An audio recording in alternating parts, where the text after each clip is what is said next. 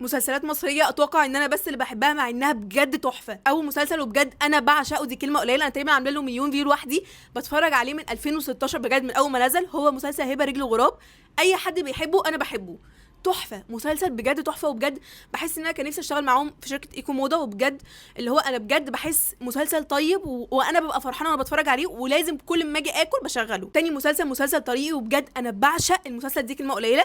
وعامه انا مش بتفرج على مسلسلات مصريه كتير، بس المسلسلات دي مهما عملوا بقى الاتراك، الكوريين، الهندي، الاسباني، مش هيعملوا زيها. وبجد المسلسلات دي انا بموت فيها. عامه مسلسل طريقي انا بجد كنت بحب شيرين عبد الوهاب، بعد المسلسل ده انا بجد بقيت بعشقها. وعامه المسلسل ده انا مش فاهمه ليه شيرين ما مثلتش بعده. الفايبس بتاعت المسلسل ولا غلطه، ويعني بحس ان هو مسلسل جميل، يعني مسلسل جميل بجد، يعني اللي هو انا بجد كل فتره لازم اعيده وحافظاه صم. تالت مسلسل جراند اوتيل، وبجد انا مش هكون ببالغ لما اقول لكم ان كل مسلسل انا بقول لكم عليه عايداه فوق ال 100 مره. انا بجد مش انا حافظه كل كلمه هم بيقولوها.